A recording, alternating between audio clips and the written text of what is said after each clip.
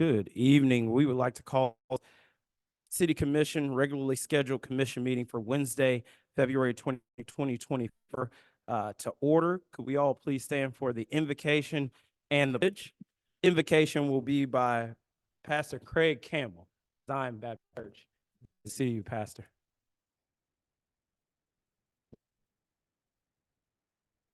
Good evening. Let us bow our heads in prayer. Lord, we invite your presence during this commission meeting tonight, dear God. Grant our mission as wisdom to improve the conditions of our citizens and community at large. We thank you for giving our commissioners the strength and knowledge to continue to bless our city officials, department heads, and other workers. Amen. Pledge allegiance to the flag, United States of America, to the republic for which it stands, one nation, under God, indivisible, with liberty for all. Pastor Campbell, I want to thank you for your leadership in our community. Thank you for your leadership, not only in your church, but you also find your pastoring in the heart of our community, in the middle of a lot of the issues that our city sees, in the forefront, in the vanguard of being a change agent in that. So I thank you for being with us this evening. I'll now like to move on to approval of the agenda. Any additions or subtractions? Mr. Mayor, one I'd like to make to the agenda. Please. I'd like to add, I believe, Ms. Clerk, if you correct me if I'm wrong, this would be under to consider approval. Item number 7, nomination and approval of chairman for our City of Brunswick Planning and Appeals Commission. Take that in the form of a motion. Do I hear a second? I second. Hearing the first and the second, all those in favor by the sign of aye. Aye. Aye.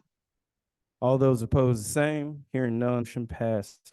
And that item is added as number 7.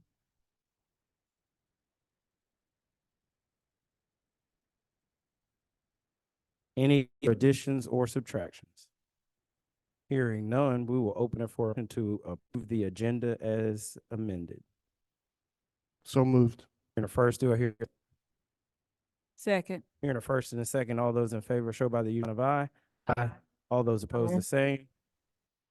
All those opposed, the same. Hearing none, the agenda is adopted. We will now move on to update number 2, update on Perkins property. Mr. Bravo. Thank you, Mayor. Thank you, Commissioners. I was able to set up first, let me introduce myself. I see we have a large today. I'm Dave Bravo, the Director of Neighborhood and Community Services.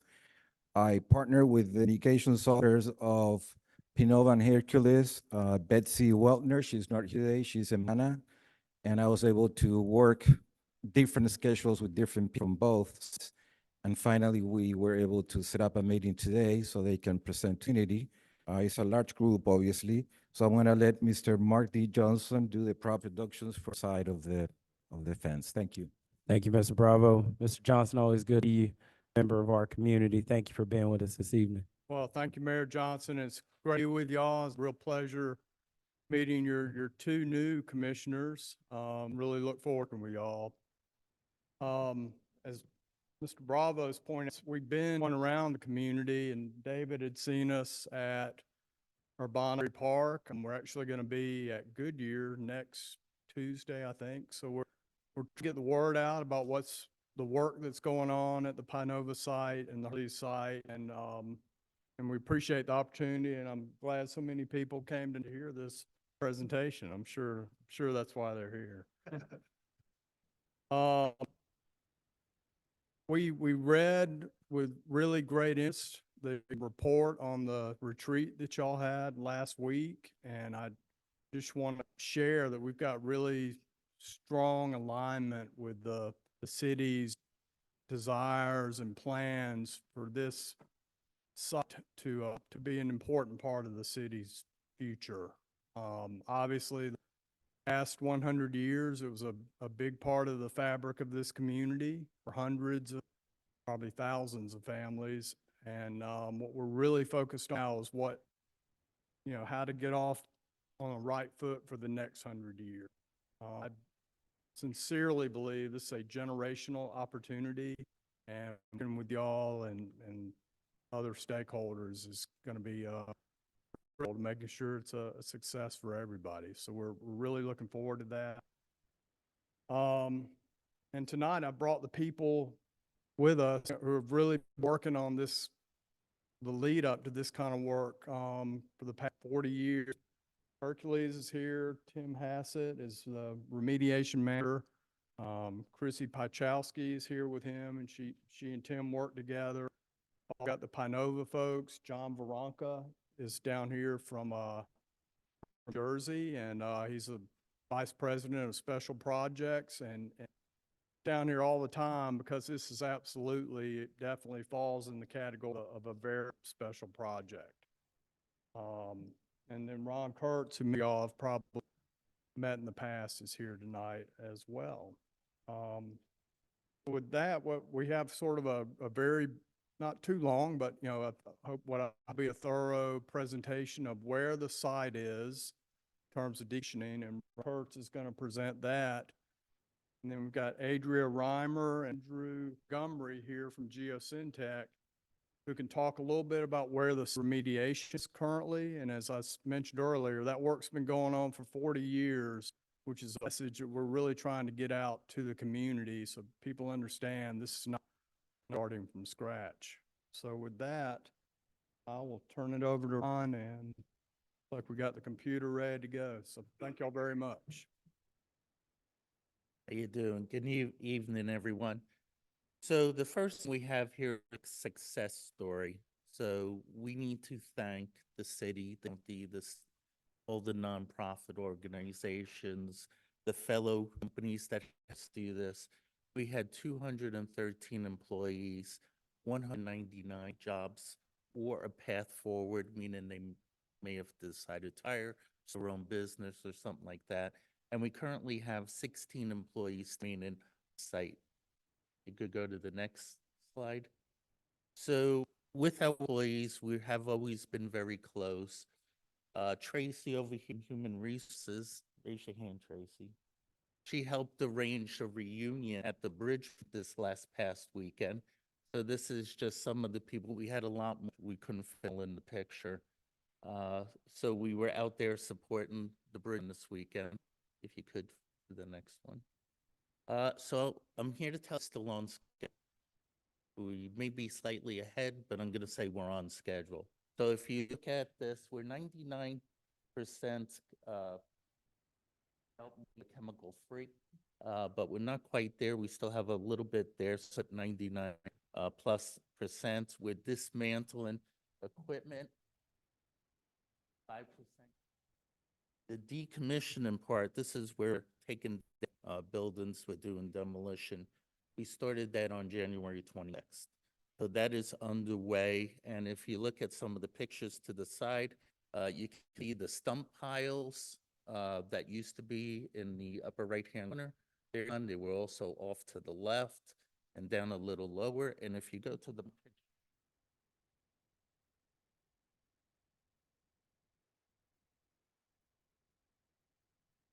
and we'll complete that by the end of the summer. And then we'll do a pre-commission cleanup, just basically making sure we didn't miss anything. And that will be and we will be totally complete with decommissioning by December 2024.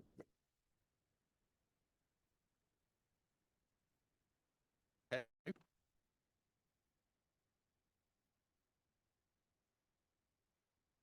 All right, good evening. I'm Andrew Montgomery with Geosyntec. Just going to get oriented utility and then turn it over to Adria to go over some of the remediation efforts already taking place and some of the upcoming activities. So if you take a look at the figure on the screen, you can see the Hercules owned portion of the property sort of in the northwest. They own the portion on the east side of Highway 17, and then the Pinova plant that Ron did the update on with respect to the demolition. It's important to know the Pinova portion of the site is regulated by the Georgia Environmental Protection Division. East side 17 by one of the past. I'm gonna run. So hi again, my name is Adrienne Murray with Geotech. So first off, I always like to start with the big points up front. So the key takeaways from today.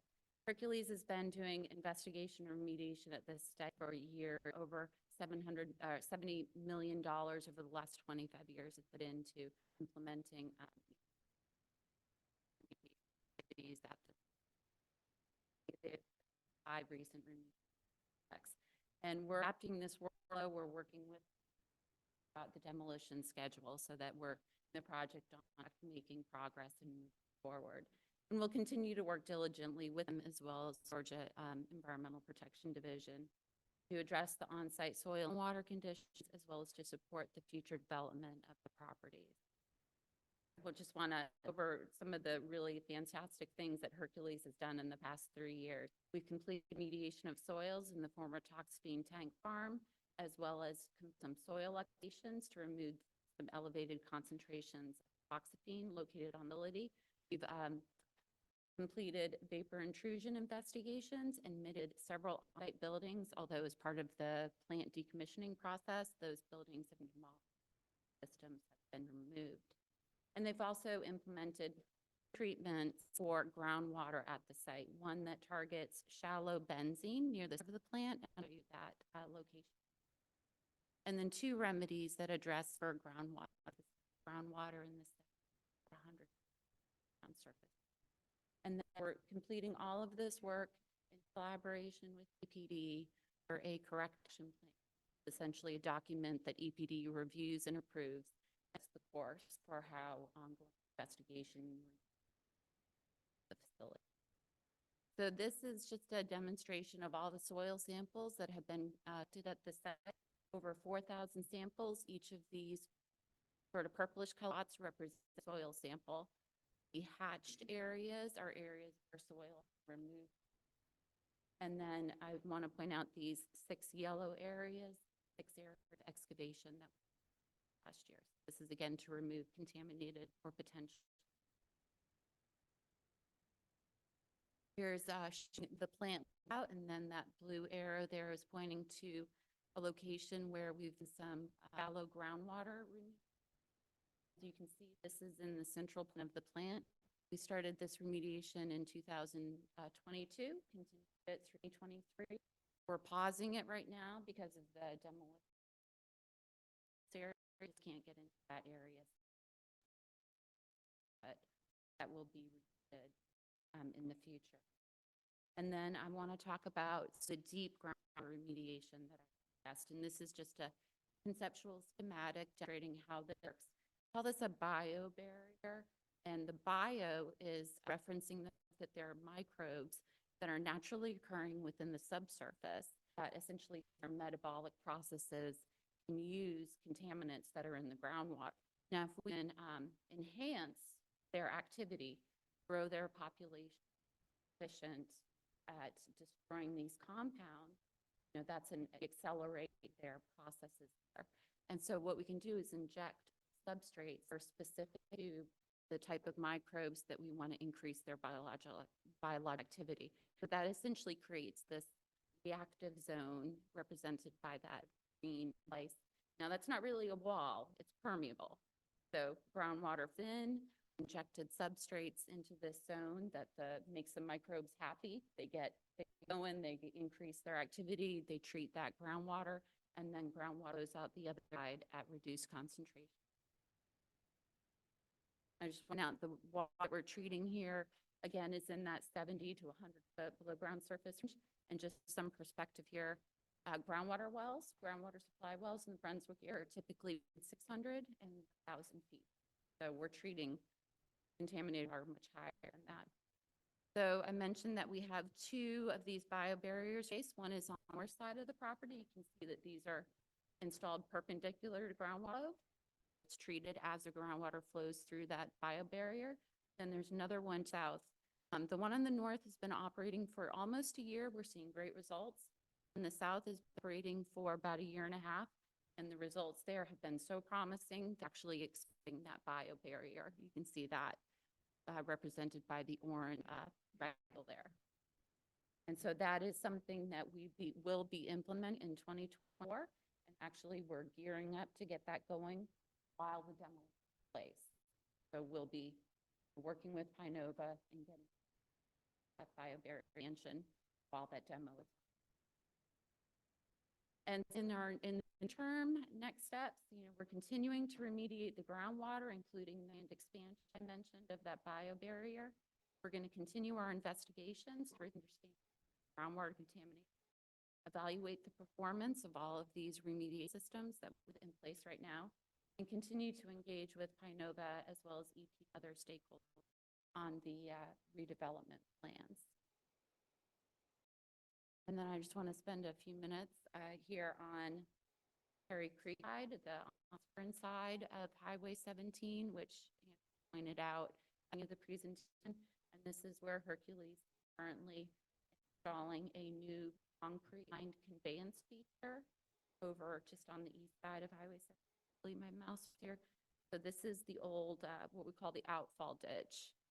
What Hercules is doing is putting in this new concrete line channel. Many of you may have seen some of that construction as you're driving down. And that progress is quite well. Here's another picture of it. This is progress as of old outfall ditch and then progress of the construction. And that old outfall ditch will build. Water will be progress and get some scale on this people that you can see. So I just want to thank you for your time. There's some information online, websites, the demolition side as well as two sides. I'll add briefly, I went out to the Terry Creek site to just see that work, and it's really amazing what they've been able to do in about a year, from rerouting the water through the old kind of outfall into this engineered. And any of y'all have an interest in getting out there, please let me know and I'll make that happen. It's quite interesting.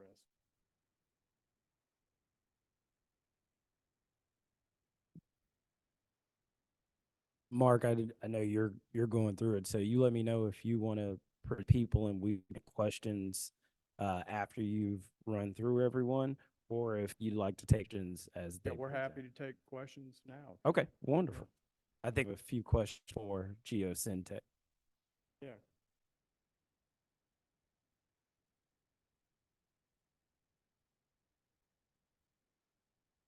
Questions, us asking you guys questions. Sorry. I'm a novice, excuse me. Sure. Or probably. Talk. You mentioned about, I was looking at it correctly, you only have but 2 biobarriers or Yep, biobarrier. just 2 of them? Yes, but those are the yellow lines, but we are expanding that southern yellow line north, and it's all the way almost that entire boundary of the site once we get that expanded. And you also mentioned about that you evaluate its process. Can you explain how exactly, or what is it more technical of evaluating the progress to make sure that it's doing what it's supposed to do, or how often you all monitor it? Sure. So there's monitoring wells that are installed, sort of up gradient and down gradient on either side of the biobarrier. So we take groundwater samples and then we analyze those. look at the contaminant concentrations. And so we see a declining trend, you know, in the upgrade side, and then it's treated on the downgradient side, so they're lower concentrations. We use that to monitor our progress. And then Adria talked about the microorganisms. We sample those and we how many are present. And so we see that, you know, you start off with a certain number and that increases significantly, so you know that they're growing and doing their job. So is it a demonitor? No, we do that sort of, when we first installed them, we monitored it fairly frequently every couple months. Now we're sort of more in a quarterly sampling and analysis. And then we report those results to ED. And the project, according to, it should be completed by December 2024. I mean, by December 2024 is here. So, The demolition part of the demolition. Okay. But you will continue to monitor how long after the 2024? we'll continue to monitor progress as Adria, but once the demolition is done, we're going to be coming in behind them and continuing to repair understanding of the plant site, and we'll be evaluating what other remediation technologies we may need to deploy at the site. Do you know how long, I mean, 2 years additional or just as? These are sort of an iterative process where you implement a technology, you monitor the performance, and then you make adjustments to improve that time. So it's difficult to give a precise time frame. I'd love to piggyback on my commission question. Can you go back to where you had you took the well samples? And so you just mentioned that you were testing for effectiveness of the barriers, which from this image looks like down is to the E17. And so I'm curious, if you go back to where you did the water sample, I didn't see any well locations or samples taken on that east side downward of that far south barrier. Does that make sense? Not exactly sure. Okay, so We're go not back to showing the, all the wells. Yeah, There's- we're not. there's There's a showing lot wells. of across the entire plant. There's more than 120 groundwater water. okay, so in Right. the dashed area farthest south that adjoins FJ Torres Causeway, have there been water samples taken in that Yes, area we is have my monitoring question. wells over there. And so those samples, I'm assuming, give you results on what the southernmost bio barrier, how it's performing, correct? I see I what guess you're saying. my question is you're divided by 17 and you have private property there. Are you taking samples on private We property? do wells on that private property and then actually on that battery. So we show it, that property value, Yep. but it's monitoring that reactives and that property value. And we do have wells on that. Okay, valve. great. Can you also go back, sorry, to your other map that showed the soil remediation on yep, that one? So if we look at property, it's kind of on the northern part, right? So not the Terry Creek portion, the other portion. And you have two of those yellow blobs. Nope, the two yellow blobs all the way to the left. Keep going. Yep, those two, right? So you said the yellow blobs are sort of Excavations Yep, that we right. did in 2023. So I guess my question is, when you compare to some of the other site location with a ton of purple dots in the samples, I see the soil remediation there, but I don't see a lot of other sample sites around that. It's something that's in the plan to see if that soil remediation solved it. Does that make sense? Well, if you look, while it's not as dense and because, not as in operational areas, Uh-huh. if you look closer, you can see there's purple dots kind of around different, those two yellow shapes. So we did competent sampling around when you do the excavation. So you're excavating to a point that you have a data physics claim. Perfect. That's what I wanted to hear. Okay, great. Can you clarify too? So I know the Hercules port on the Terry Creek side is EPA regulated. Is that correct? Am I correct? Okay. And is EPA also involved in the other parcel on this? No, just EPD. Okay. And then the last I have, sorry for the time, Mr. Mayor, but We did do have a chance to do a over about a week ago and saw some excavation on the actual POVA site in an area that's so it would be the north west quadrant, just down south, keep right in the area. So I was curious if I maybe Pinova mentioned that that's where the store, but it looked like to me almost like a settling pond, and there was a bunch of soil removal happening there. I don't know if you could give us an update maybe on that. Bins. Okay. There was Vinzol there, and we would dig the Vinzol, dispose of it, And how deep did you have to go to get all that to up? grade level. Thank you. My question, they've kind of hit some of the questions that I have. So my question specific to community that surrounds that area and the history that community has with that specific site. What is the ability of or percentage of the effective of the taking and the removing of soil and those things for that site in the future? Let me make sure I understand your question. You're asking, can you predict Okay. the level of effectiveness of the remediation? The remediation. So for the soil, it's removed, so it's gone from the site, so there's no longer Totally removed. of where the excavations have occurred. That's been removed from the site. Okay, that's only a specified number. So you're gonna be able to confidently predict from all that you're doing that those other sites that have not been excavated are going to be livable, are Well- going to be, Well, when talked about what future end use would be, it's currently industrial, right? So we're cleaning on resident, use. So for the soil, it's been moved, so we know it's gone, and then we have the other data points, all those purple dots to tell us that's below our threshold. For the groundwater, it's the same thing. We have a cleanup target that would hit a concentration, and so we're monitoring till we hit that concentration. so I guess to be more direct, my question is, city has a future or potential consideration that we're tossing around for that specific. What would your level be to put something out there for community that you would be comfortable in with taking your children there, taking your relatives there, to be confident in saying we can have some of activity on this site that is not going to be something that contaminate the community any further in the future? That's very helpful. Very confident, because the work we're doing it in conjunction with EPD, so regulators reviewing our work. They're, evaluating it for those standards, soil and groundwater, and the intended land use. We marry all those together to make sure it's cleaned up and it's appropriate for what the land use will be. So very confident.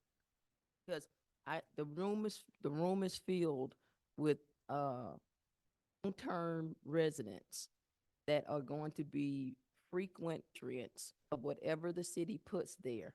And so not only is the community at the riverside or out on 17, we want to make sure all of those surrounding communities are comfortable with what's been done, what is being done, and the results thereof. Yeah, so this is not uncommon. The magnitude of this is unique.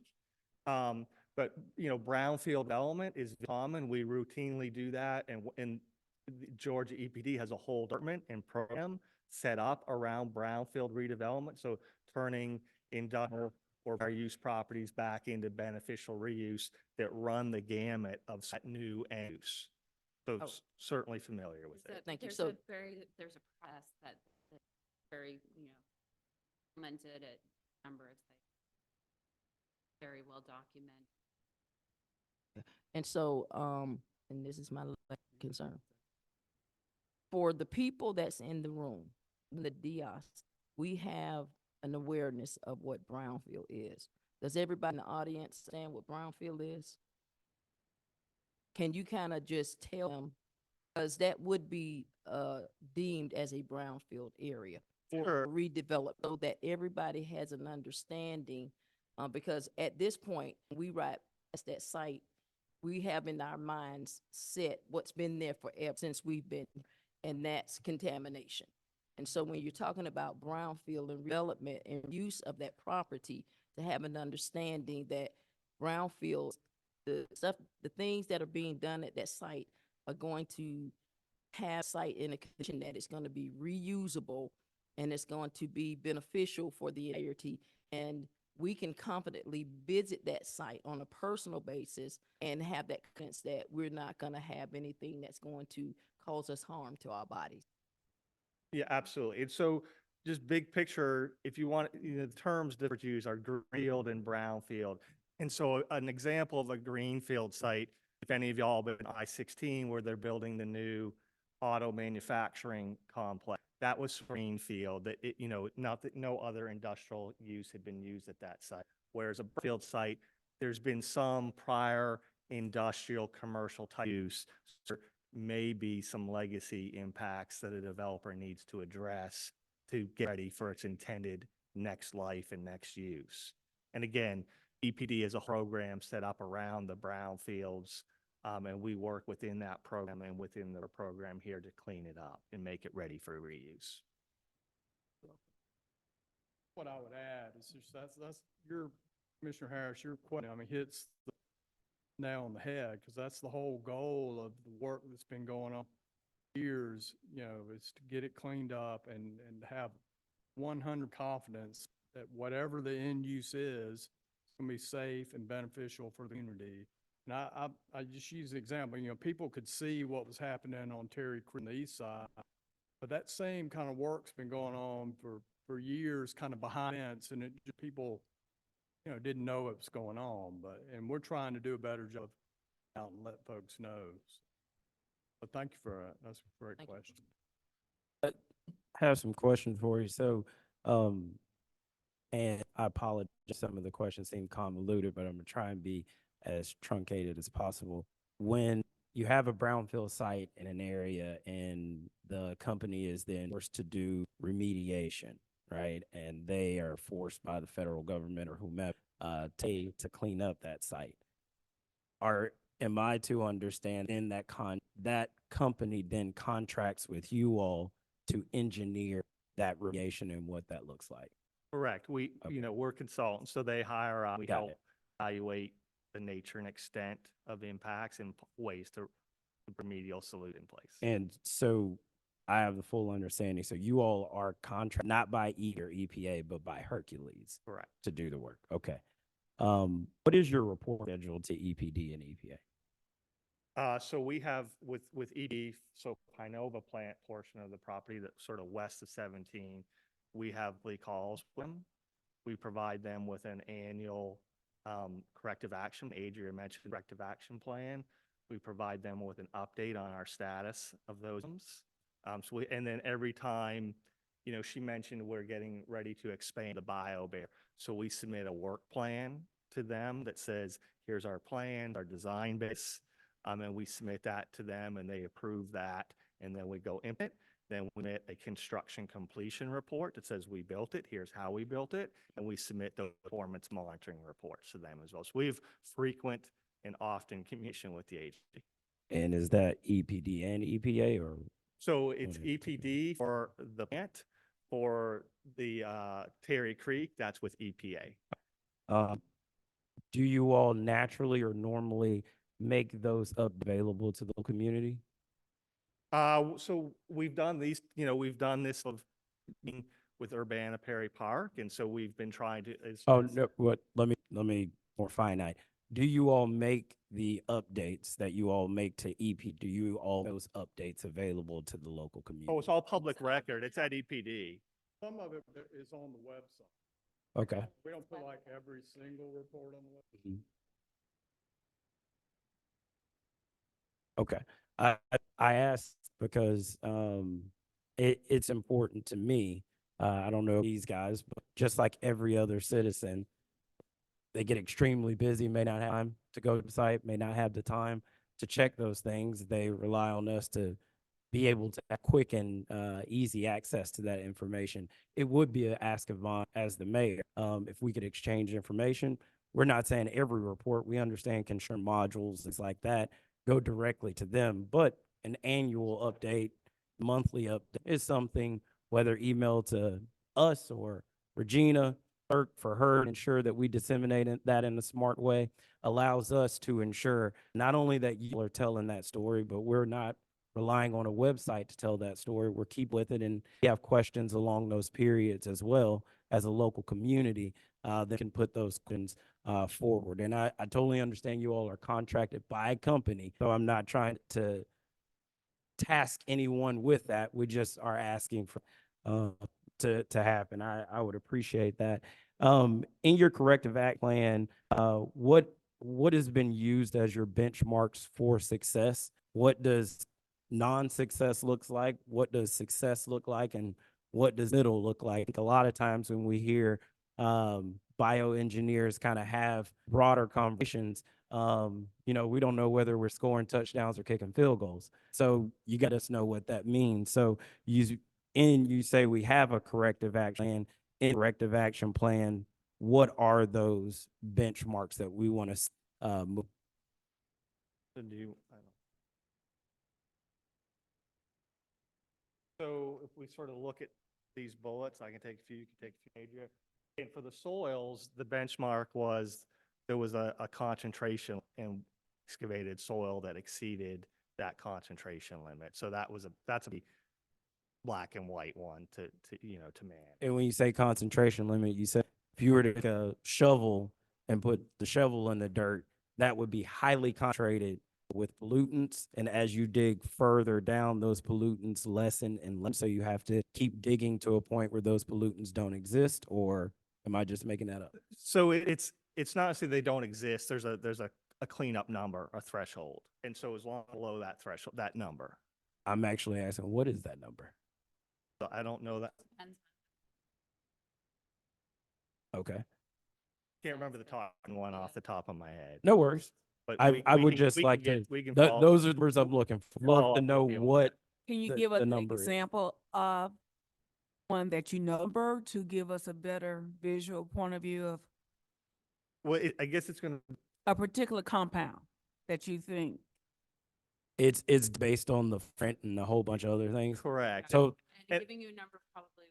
It doesn't Yeah. sort of cost Right, around right, right, that right. number. gotcha. But that's something that you can get that information Yes. for. Yeah, because he said he has a toxaphene number, just a, Yeah. we got you. We got you. And then so for the groundwater, I don't know if you want to elaborate on these, but essentially there we looked at, again, the concentration and the flow through that barrier wall, and we reduced the mass of contaminants that's going across that wall. Okay. Because my next, one of my questions about the bio, I think as you were talking, you said we were seeing great results. We have no idea what that What it means means. outside of Yeah. taking someone's word. So what So does order great of magnitude results mean? reduction in concentration. So, Okay. 10 times or 100 times less than what it started at. Okay. I'll put And- out there like this. It depends again on the compound.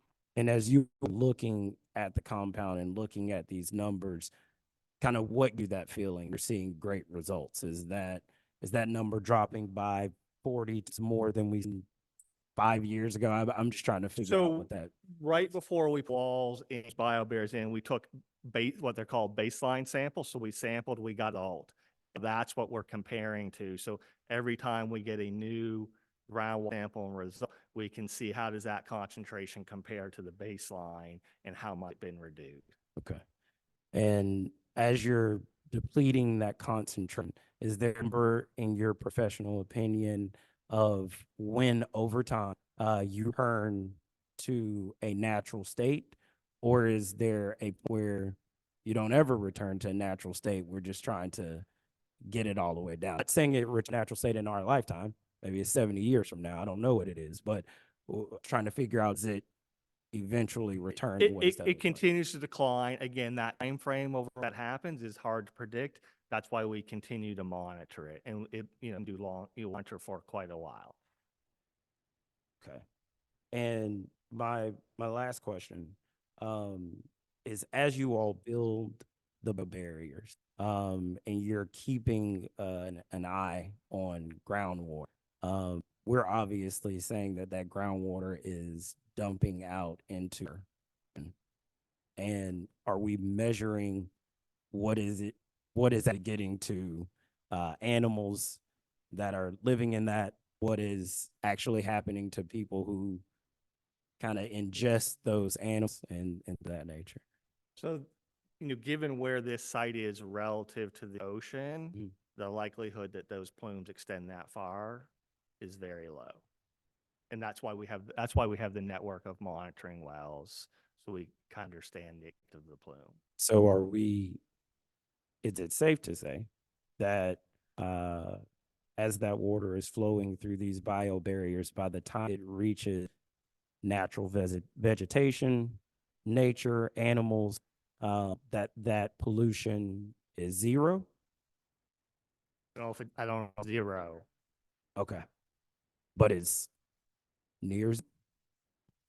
That's I hate to say this, but oftentimes when I go into the community, what I try and do is give people a clear understanding. And so if near zero is uh 0.5, or if near zero is 0.0005, a huge difference to somebody who is ingesting those animals. So I know for our community, we still drive by Terry Creek and can't fish out. You still can't do certain things in certain places. So we're just trying to figure out, just get to a place where we can tell our community we're moving in the right direction. That's gonna change at some point in time. So near zero is what I'm trying to figure out, like what that number looks like. And I know you don't have it on you right now, don't want you, but I would just shoot an email follow up, because I would want to know those numbers best I can. Thank y'all so much. I appreciate it. So, Oh, yeah. so just to do a follow-up on the mayor's ask, so the work has been ongoing for 40 years.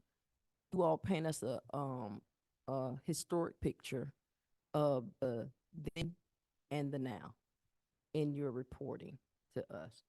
That will, the decline of these chemicals, of these toxins, the work that's been going on to where we are now. Yeah, we You can think you can summarize put that. something I think some together of that's on like the that? website, so we can pull what's off Okay, the web and package that for y'all. okay. I'm a visual person, so I can sit here and listen at y'all all, which we want the people to hear.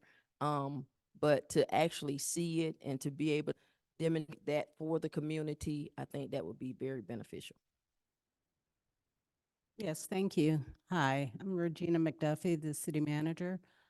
Just a question, on the slide that you showed the yellow dots, you said those soils were removed in 2023? Okay, on your site, it talks about 50,000 tons of contaminated soil being moved. Is that included in that 50,000, and how much, I guess, how much that tonnage that's recently been removed, and how much do you anticipate more? So if you look on that figure, a lot of that 50% encompasses those purple hatched areas. I don't off of my head know what the volume was of the recent ones that are shown. We can look at that and get back to you. I don't have those numbers.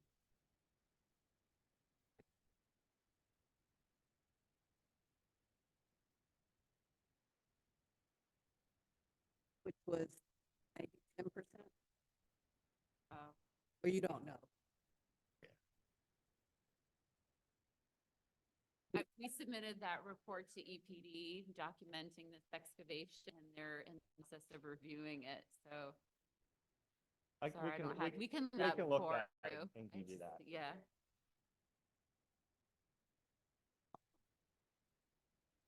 So, so once the demolition is complete, it's safe to access some of those areas. We will be doing some additional investigation, and based upon that, we'll to see if, evaluate that and see what need to do additional removal. Okay. And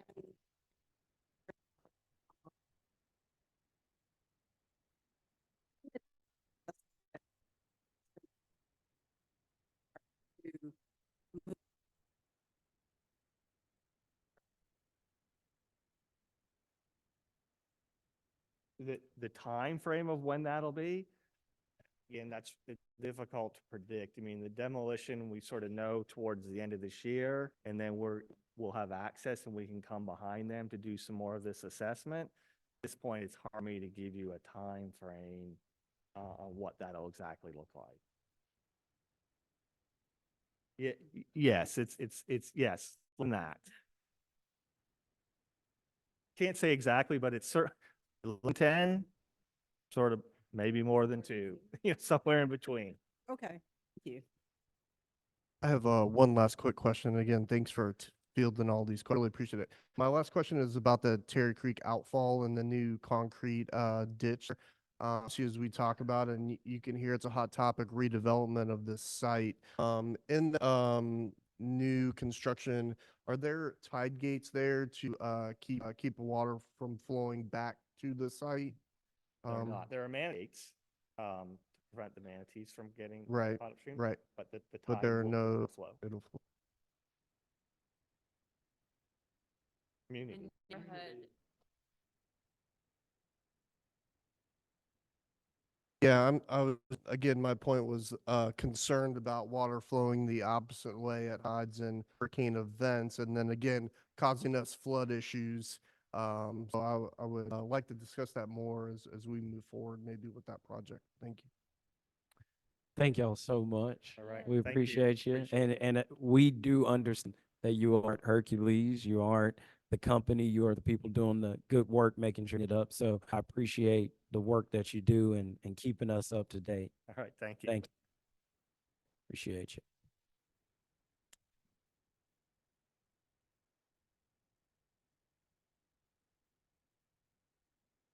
Sure. That's good. All right. We'll now move on to our public hearing for new alcohol and beverage licenses. I don't know if I'm saying this right. Hootenanny? Okay. Hootenanny's at the Yard. Miss Nat and Deputy, come on up.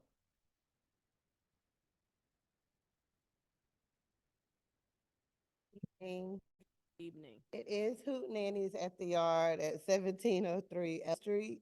This is Miss Kelly Nat, the owner, and they are applying for an on-premise consumption of beer and wine. Perfect. Come on up, Miss Nat. It's always good to see you. You're a too. great member of our community, doing some redevelopment in certain areas, and happy to have you with us here this evening. I always open it up for questions when we have new beverage licenses coming forward. So open it up for any questions or comments from the commission.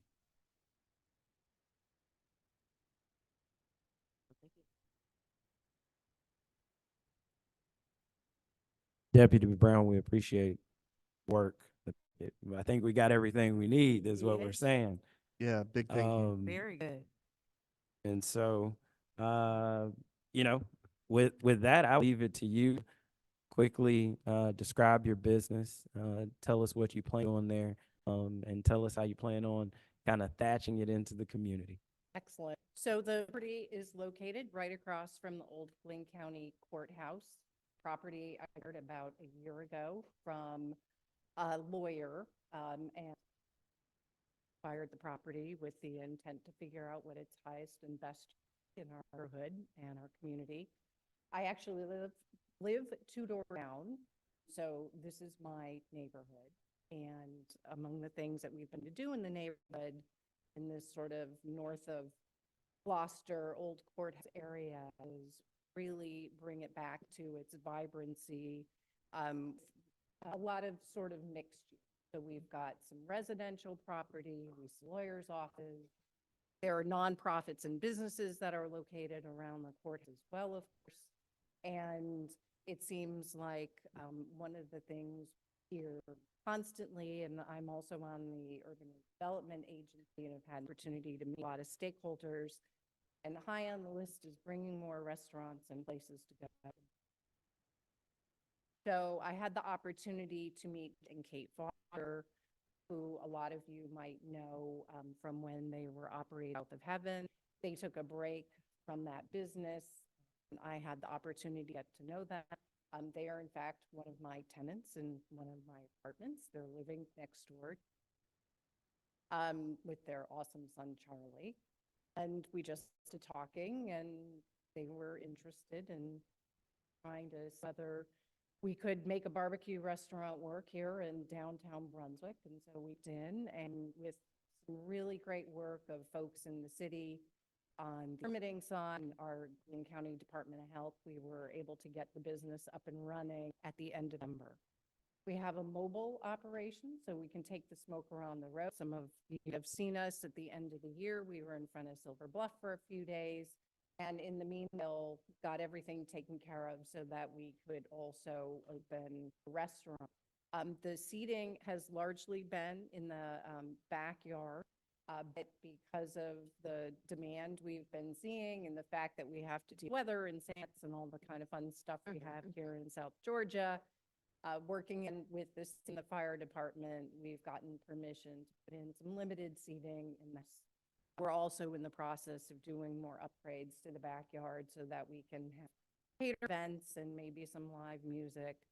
Our hope too is this will be a Saturday family destination. We've had the opportunity to partner with another young entrepreneur couple here. The Get Up Milk folks have parked outside on a couple of Saturdays, and we're really looking forward to continuing to collaborate with our community. Our hope is that the beer and wine license will be able to add some dinners. Right now, we've had lunch service from 11 to 2:30 Wednesday through Saturday, but it is seeming pretty strong for the awesome barbecue of these fantastic people. And Pitmaster Judd Foster is here in the audience tonight. I'm looking forward to getting home soon since the barbecue cooking starts at 4 o'clock in the morning. So we have to get him home to get his rest in and start again for tomorrow. So we anticipate doing dinner service on Fridays and Saturdays, potentially Thursday, and then doing catering events and the like. And that's really why we thought the beer and wine license would be our business. Appreciate that. And Judd, I've eaten your brisket plenty of times. So I'm glad your brisket will be closer. You could all know the smells of the wonderful There barbecue you go. to my neighbor. I know it. Any additional questions or comments? With that, I'll open up for a motion. Mr. Mayor, I make a motion, we approve. Oh, public comment. Do we have any comment for or against? Know how long to leave it.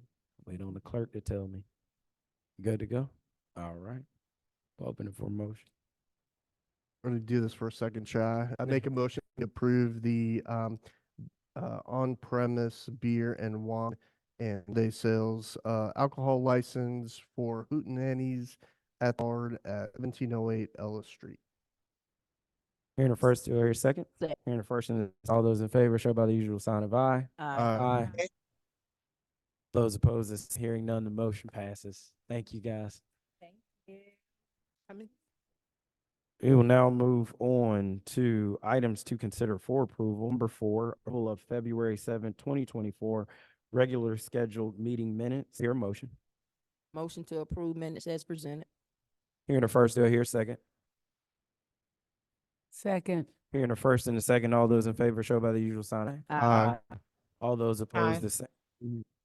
All those opposed, the same. Hearing none, motion passes. We'll now move on to number 5, consider approval of 32 Glen Avenue site plan approval. Director Hunter. If you can give me 1 second here to get set up.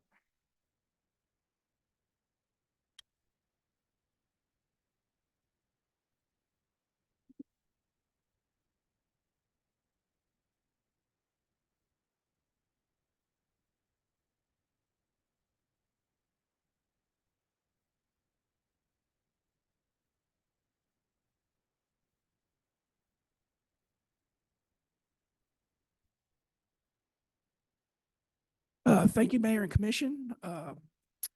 Tonight, here to put before you the 90% plan for Phase 2 of Island View. If you recall, October 2022, the City Commission approved the annexation rezone 3302 and 3210 Glen Avenue to facilitate redevelopment. The conceptual plan for the site called for the construction of 216 units comprised of 9 three-story buildings, approximately 60 townhouses, 24,000 square feet of commercial real estate, commercial space in 3 buildings, and the associated parking and infrastructure. The City Commission approved the plan development and concept plan with the condition that the Planning and Appeals Commission review the 50% site plan and that a 90% site plan be reviewed by the PAC and approved by the City Commission. You approved the first phase of this last year. That constituted apartment development, which was at the site of the former Georgia Coast Inn. Miles Inn, wrong place. For the second phase of development of this project, Maritime Homes LLC has proposed the construction of 54 cottages, 36 condominium units, 2 buildings, and 3 commercial buildings and associated parking and infrastructure on 15.28 acres. The site plan is what you see for all of that is what you see right now. One of the reasons that you asked this site plan process come back before you is that the concept did leave a number of unanswered questions, mainly about the impacts of stormwater, how that would be addressed, and other constraints that were really not reflected in the concept. So we've worked closely with the developer to plan that follows our processes and our ordinance really well. As staff reviews things that through, this is a very similar process to what we do during the building permit process. So the first thing we do when we receive a project this is review the site plan consistency with development text. The proposed uses at the site do follow the proposed uses allowed within the PD. We follow any of the constraints that are within the plan development. This plan follows all standards set forth in that plan development text, which basically went back to general commercial and general residential standards. So the setback met, the height met, the density for both the cottages and for the multifamily all meet our standard requirements. Provisions for water and sewer as discussed in the plan development. The second task we had was to review this project for consistency with the concept plan. The science shows a natural evolution from concept plan to a reality that reflects the development constraints on site. The commercial portion, which is along 17 and kind of here at the top of the plan, consistent with the concept plan, but actually reduces from 24,000 feet to 20,000 square feet.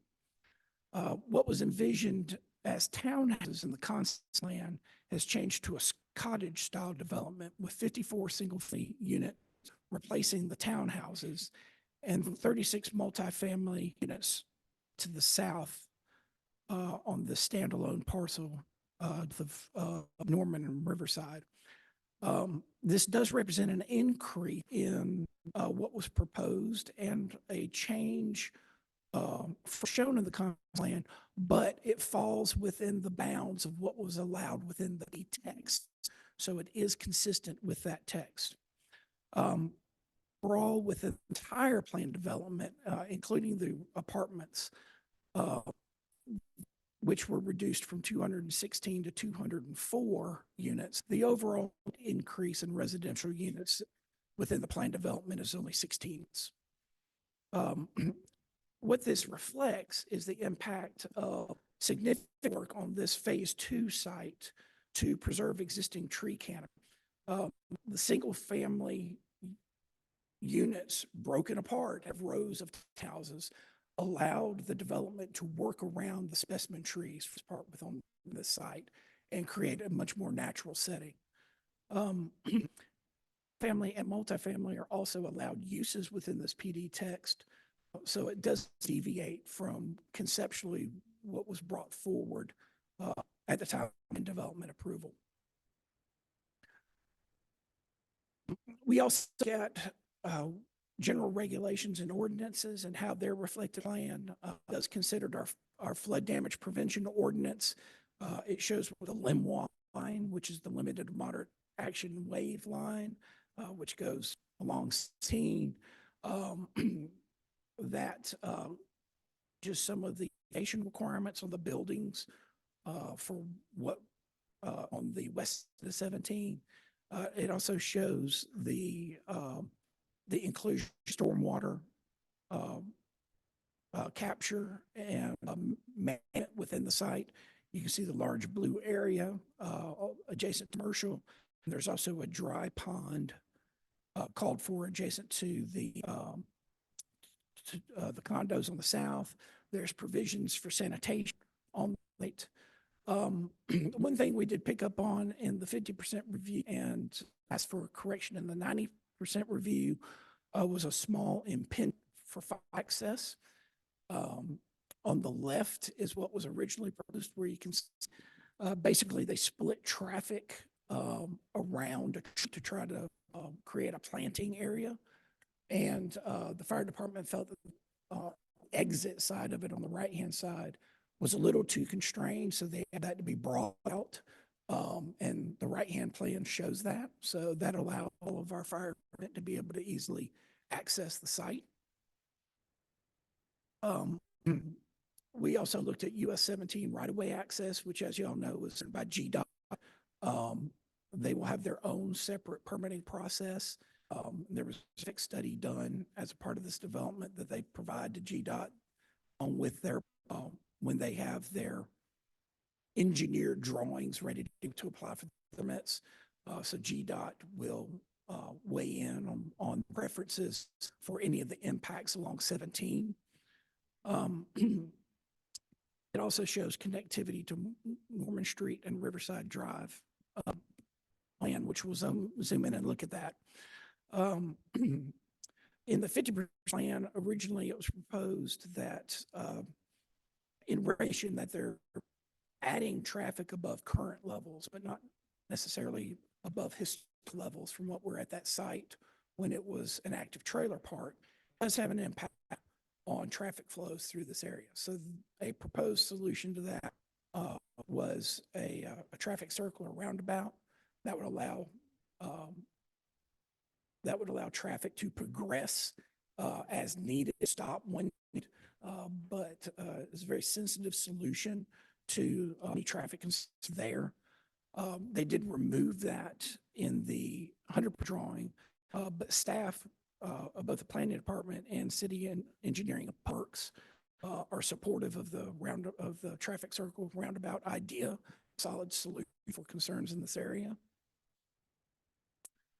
And as a measure, we have overlaid, as y'all know, this is part of the US 17 overlay district.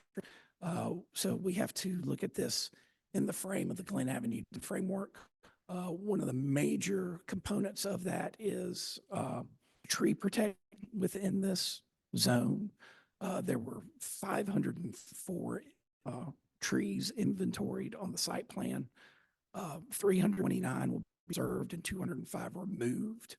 Of those 134 trees, 113 are considered specimen trees. 98 specimen trees will be preserved, with 15 specimen trees noted for removal and replacement. Overall, the tree plan calls for the planting of 80 more new trees to satisfy both replacement tree, street tree, and parking lot requirements this phase of the development.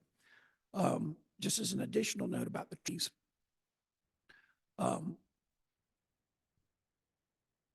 designated removal, there were 86 trees slated for removal of the same species as our specimen. So they're a live oak, a willow oak, or a third one just went right out of my head. There's 3 specimen trees. Barry, thank you, Commissioner Saby. Somebody would remember that. Some of those removed specimen trees, they're smaller than what qualifies as a tree that needs to be preserved. But 84 trees are going back that are of specimen. Essentially, the net loss of those species that we protect is 2. Most of what's being removed on site are palm trees, pine trees, coniferous. So they're really going to be preserving the canopy within this space very well and actually add once the trees start to mature. Landscaping will follow the landscapes outlined in the Glen Avenue Design Framework, as will lighting and signage. They have included the 45-foot marsh buffer that is a part of the Glen Avenue Design Framework. I will go.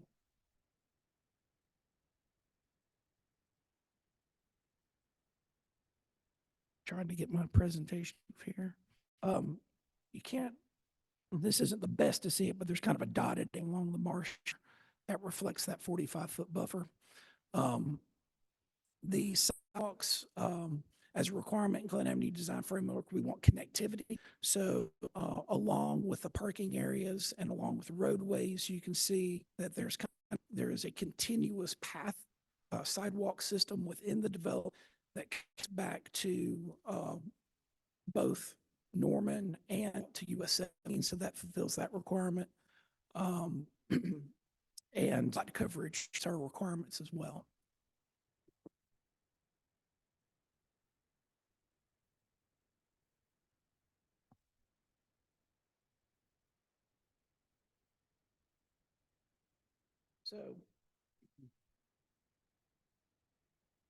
So one of the big concerns in the first was the amount of parking.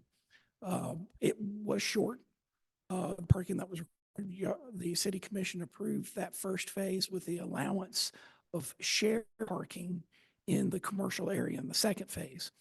Along at the same time, as y'all may remember, we approved a couple later new zoning ordinances this past September, which that actually changed all of our parking requirements citywide in a number of ways. What this chart is intended to show is our old ordinance and what was required. We have in the middle the marking that is provided for each phase of the site and this project, and what the current ordinance requires. Long and short, within between this development and the addition of an adjacent parcel to the first phase, all of the parking requirements are met or exceeded as a part of this development. So parking is no longer a concern. And in fact, there will not be need for shared parking from the first phase to the second phase. All of it will be aimed to the development in the first phase.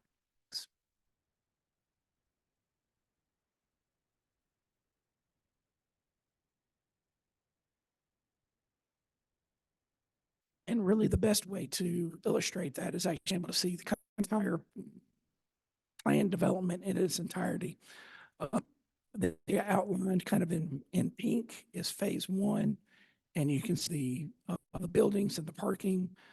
Just adjacent to that is a pool that was purchased where there will be an additional apartment built and parking support that and the initial part of the development. So the kind of parking between those 2 areas sufficiently meets our ordinance for parking. So the apartment settled has all the parking they need.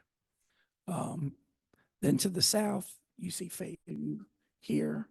All of these areas, both the single family commercial and the multifamily condo to the south, all meet their individual parking requirements. So parking is satisfied for phase as well.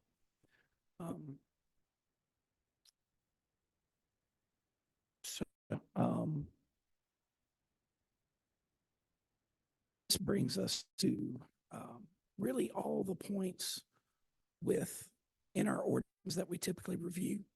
I know I've thrown a lot of info about this. You've had a good bit of time. I've had a number of conversations with you. I'm happy to answer questions. If there's details that I left out, I'm very happy to address those as best I can. And I know there's probably some discussion probably about the roundabout and the interaction with Norman and Riverside. So I'm happy to answer more specific questions about that. Thank you, Mr. Hunter. You know, I have concerns and, you know, again, I think, what the developers and come to us with some of our concerns and addressed a bunch of those. And I appreciate that. I've heard from a number of, members of the public, and I've been on site and missed the sundown out there at the sunset time on Norman Street. And I think we do have challenges and trust that you and your staff will address some of those issues. Is there, anything from your perspective, and specifically, I think it's the amount of right away that's existing. I know from a city perspective, we don't have any utility requirements that I'm aware of there that we would need additional right away. But I do think it's something that we need to maybe talk about and Yeah, plan. and to have a little bit better understanding of the process. So our process is not dissimilar from GDOT.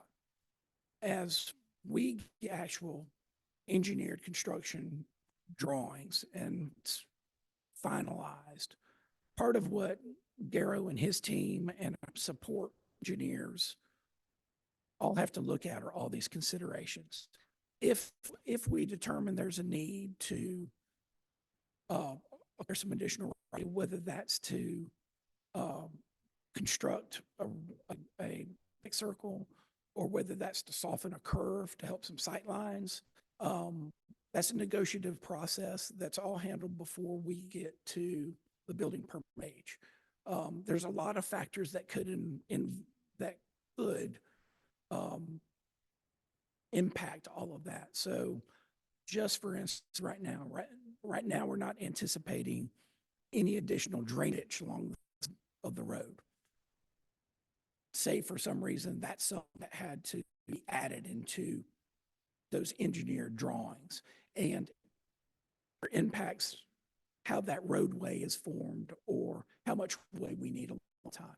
That negotiative process takes place, and we work with the developer that they can make the grades that are needed, and we're able to move the development along further. You know, we have those same concerns. We know as much as we know, but we also know what we don't know. So getting to that engineered permit set is the next step for us to be able to fully evaluate what, if any, impact it's going to have on right-of-way needs or any infrastructure. Yeah, perfect. Thank you for answering that. And I also want to just make sure I'm clear too. One of the requirements of this new development is that we do have power, the additional power underground, correct? And Yep. so we will, obviously that will potentially at some potential locations and Yeah, all that potentially stuff. could. And, you know, if you're introducing something new into the environment, like a traffic tool, changes the needs from a lighting standpoint, from a sight standpoint, moving in and out of curves. All of those things have to be addressed as we that engineering phase. And we're only again at 90% here in this current plan, correct? Well, keep in mind a site plan is nowhere near an engineered set of drawings. I can tell you, as we've been going through the permitting process on the apartment side, you know, we're dealing with 95 pages or so just on the engineering side of that for that site. That's not including the architectural and the building plan, landscapes, any of those other details. So, yeah, it's an intense process. Well, we appreciate all your hard work and your staff's hard work on this. Thank you. I don't have further questions, Mayor. Yes, John, you're correct. We had several conversations. One of my commissioners really asked some of the questions I was concerned about. But the whole thing, number one thing we're concerned about is the public safety. Right. And that curve. We want to make sure that, and I know this conceptual engineering, we're getting to that phase, but we want sure that that road is wide enough and any utility poles, okay, are removed or whatever they have to do to make sure, because I firsthand experienced going around the curve in the school bus went too. Yeah. You know. Yeah, we totally understand that. And in honesty, I think that's why both Garrow and I were also very receptive to being in the traffic circle there. That forces the traffic along that road to slow down. I've been on it for a number of different reasons, and even before this was proposed, and there's some high speeds as you come through there. Mhm. I didn't recognize any of the drivers, so I'm not anybody out specifically. But you know, it's like we have the same problems in Windsor Park. You know, as traffic cuts through and people are trying to get to where they go, you come around the circle in the middle of Windsor Park. Some days you get your life into your hands if somebody's hitting 40 miles an hour. You know, it's an inherent challenge in what we do. Right, because as you know, well, you know that Norman Street is 100 feet wide and Riverside is only but 40 feet. Right. So, Yeah, and that, and we have the added challenge, one of the things, as people have brought up different points about what is the ordinance saying, what are right of ways, and how do we approach these things.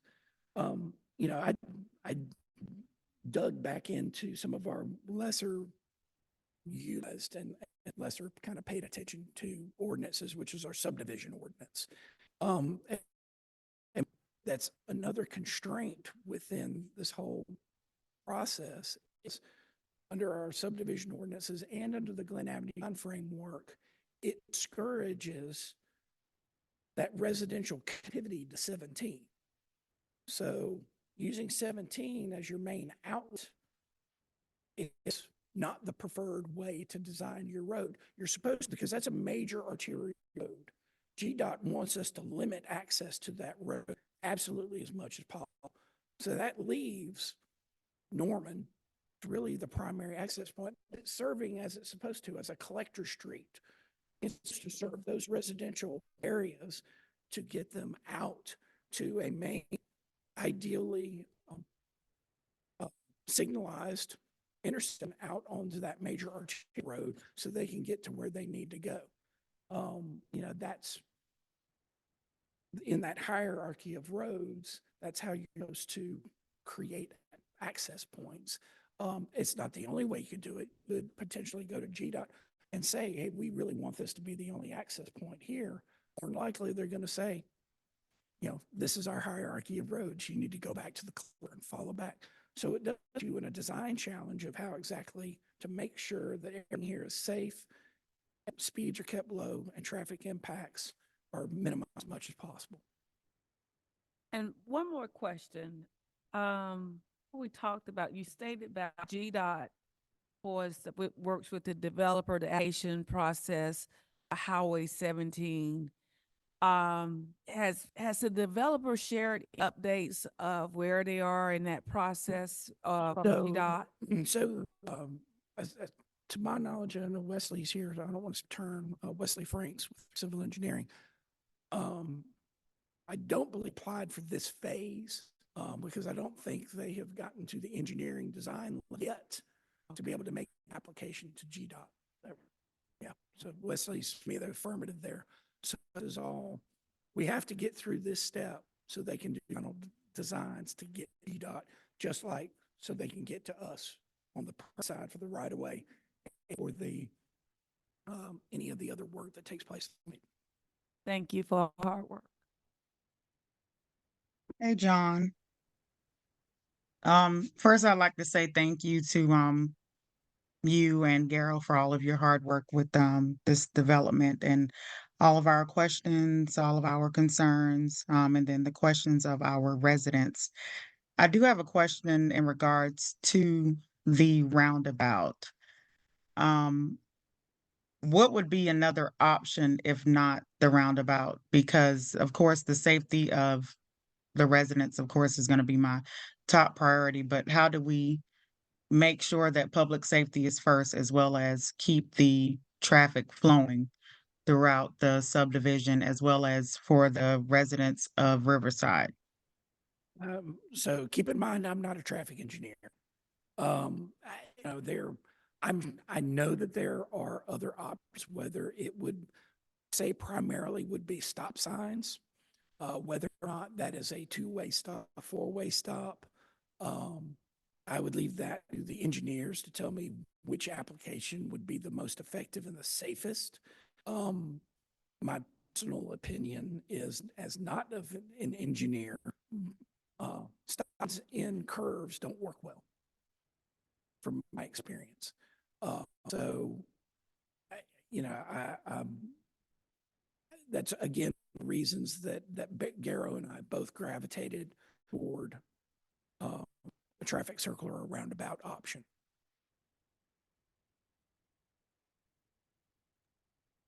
Okay, thank you. So my questions are, what's included in the other percent of this process? We're at the 90%. So basically, other 10% would be if y'all felt strongly there was a missing component and that needed to be added in the plan, or if we got to this phase and we identified something that was missed that they needed to go back and implement. And keep, it's a site, so it is just this,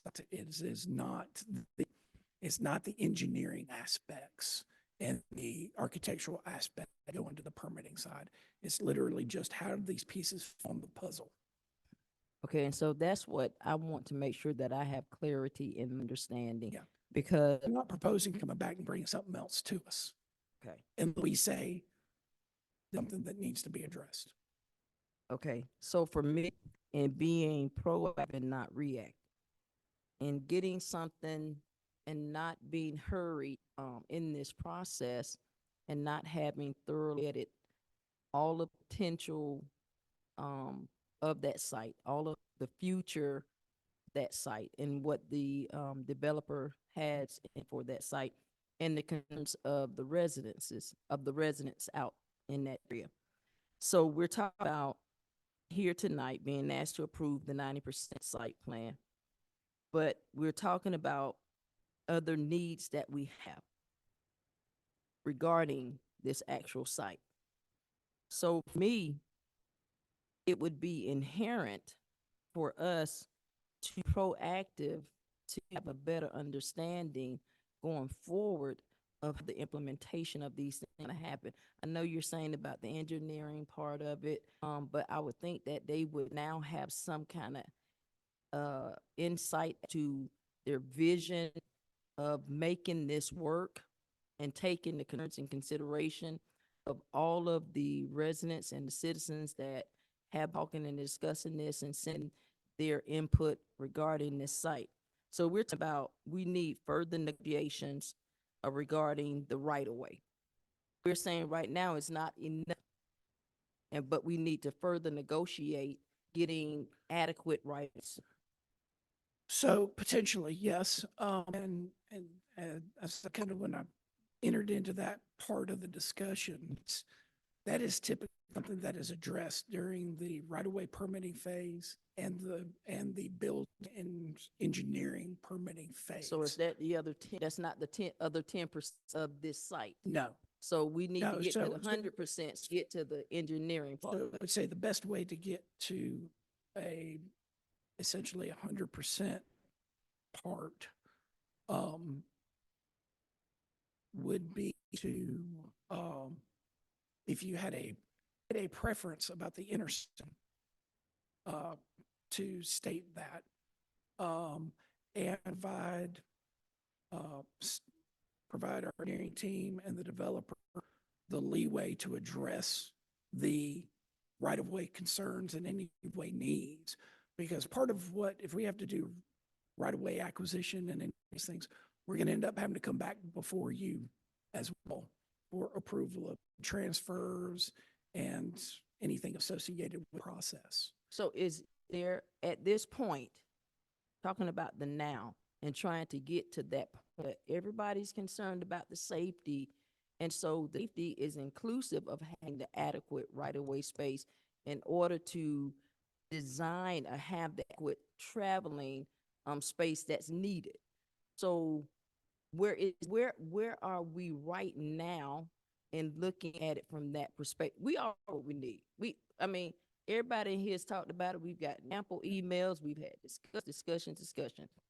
My thing is not to hurry and go ahead and I'm not against this. I want it to. No, I understand But I exactly. want to be safe. Yeah. Just, I think as everybody up here does, as the residents do as well. Yeah, and we But- do too. But why are we go ahead and say approve something? Then we know we got to come back and we got to go back. We got to get this because we're going to need this space. I think it's already determined we're going to need this space. And so, but we're going to go ahead and approve it now, but we're going to come back and then we're going to then go through the process of saying, let's acquire this way space. So let's get let's get this. Instead of proactive. I don't think we're being reactive Okay. at all. I just want to No, make sure everybody else. No, understands because I understand exactly where you're coming from. That to be able to get there, certainty to be able to say, okay, this is the plan. Now we can make sure that these issues are addressed. have we identified We've the identified. specific areas that Yeah. we're going to need Yeah. to make this happen? So if we need the right of way at So that's whatever. where we have to get to that design phase to be able to fully determine. Already we know we have to address traffic at that intersection. So a solution to that is a circle or roundabout. If you desire, we pursue that, we know that that's going to create not only immediate right-of-way impacts there, it will potentially create some downstream realignment needs. But until we have the yes or no on that approach from y'all as part of the site plan, we can't get to that detail enough to be able to come in and say, this is it. So you need, if we are in agreement with the with the roundabout or with some other Yeah. design. And you could leave that particular element as something to come back, but it releases the rest of the project to be able to move forward. Okay, I think, for me personally, and I may be the lone star here, the roundabouts are all railroad tracks for whoever gets there first. Well, I mean, that's just my personal, I don't hate anybody else's opinion, but I mean, cause I do it. You get there first, or I get there, see who's gonna go first. well, you don't know when years ago when they took the around in the middle of Windsor Park and made it one way one direction, actually turned that into a racetrack. So the kids actually use it on bicycles as a racetrack now. But I mean, move to the side, just wanting to make sure that we're looking at this Yeah. from the perspective, because once we're out there in the middle of the ocean, Yeah. out a life jacket, gonna be, Right. And I know it seems a little bit like a chicken in the process, and that, but the reality is that without the know of the rest of the development, we can't make the best decision about how to address any potential needs within that right of way. And that's basically what it comes down to. and I think that's a major, the other side of this for me is also the ingress egress on the team. And the safety. I know we're dependent on DOT. I talked to you about that. We're dependent on GDOT. And then when you said something else that gave me even more concern, you said something about the DOT wanting the intra roadways to be feeders to the main thoroughfare, which is 17. Yeah. But at present, those roads are not That's not necessarily how it designed. operates. Yeah. You know, that's all the kind of the main conundrum is how do you redevelop when not everything complies? The right of ways with these side streets are one item, as you noted. You got 3 different width right of ways there, dealing with whether it's on the riverside, whether it's this narrower port that goes from the marsh at Riverside up to Norman, then you got 100 Norman. You know, into that a little bit, and basically it says if the city commission accepts it as a road, it's a road, and it is. So yeah, how do you make all of it together? We just have to make the available choices that we can make with the constraints that we're facing.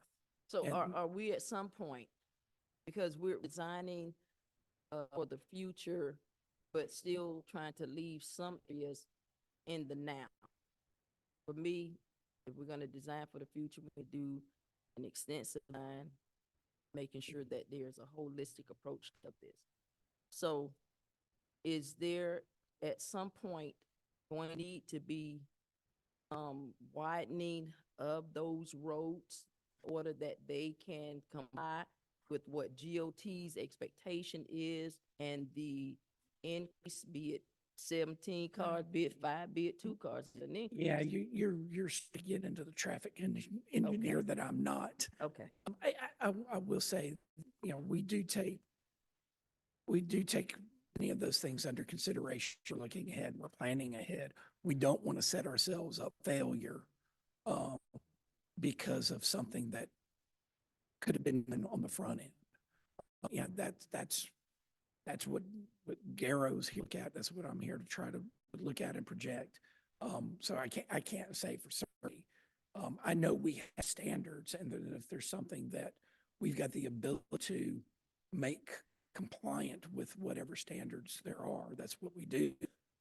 You know, that's even down to, as you're seeing, reaving of road or an improvement to a sidewalk, all of a sudden that sidewalk never had an ADA ramp's got an ADA ramp. So those are all things that we have to look at of these processes. Because we have to remember, we're gonna be the ones tagged for this. DOT didn't. Oh, I know. They don't see these folks every day. They see us. They're gonna come to us, say, why did you do this, or why did you allow this without considering that? So we want to make sure that it's understood that all things, as much as we can possibly, are being considered and not just being haphazard, okayed or approved, but that considering all of these advantages before we move on doing something with.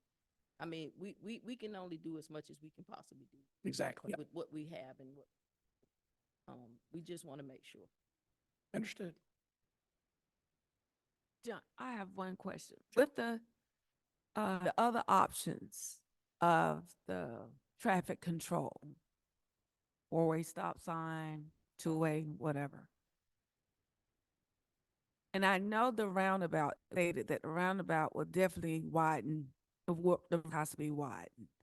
So those other traffic control features widen the road, or we have to actually think about those right of ways, have the ways anyway. But we've got to kind of look at them holistically. So if we go the route of that traffical, it can potentially cause some things to shift down. We have to be able to get a design point, be able to fully determine whether or not going to change the amount of needed right. And that's really the best way that I can answer that. Okay. And again, while it's not a common thing for us to be dealing with an issue like this. It's not something that we haven't had to deal with past with new development. And it is baked into our right-of-way process and our engineering and development requirements. And I understand that, Yeah. but I'm still to stand on the fact, regardless whatever traffic control feature we have, that right away going to the east side of Norman or to the north side or west side, however you look at it, you enter in, it needs to be widened. There isn't any question about it. We talking about a major safety feature. Seriously. So, I mean, I understand you said we got to get to this point of design, but, and I know you said people run speed limit, whatever, around that curve, but we still need to make sure, because it's not going to be nice when a whole big bus, and you know I'm an educator, comes around that curve, and you have a dump come around that curve and have to be speeding, and they collide. And then you have a utility pole on the edge of it. That's special. Okay? And that's where my concern is. Right. It could just be a regular pedestrian, a regular passenger car. Yes.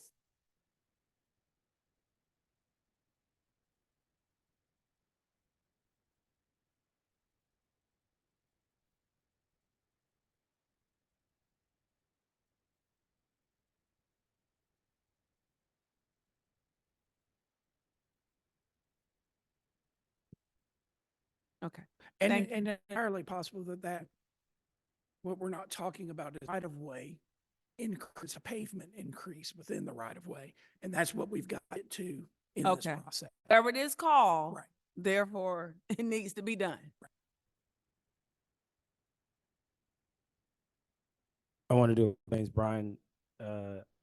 Um, he talked about being able to bifurcate the vote, prove some aspect of this and the traffic to back to the commission legally. Talk about it works or possibly that. Well, this is somewhat of a unique situation in the fact that there's this built-in site plan for review for the commission. So in a normal situation, about that 90% review, this site plan wouldn't be before the submission. However, after to this part, and then John administratively approves through the through the assistance of the developer's engineer, there would be some component of this, I assume, John would need to bring to you guys related to traffic control on roadway. So if you were to take out the 90% review, John would have already cleared through site plan. You'd have a site plan in hand. And once it gets to that stage of determining what the traffic control needs to be there, he'd have to bring it to you one way or the other. Not back, he'd have to bring it to you.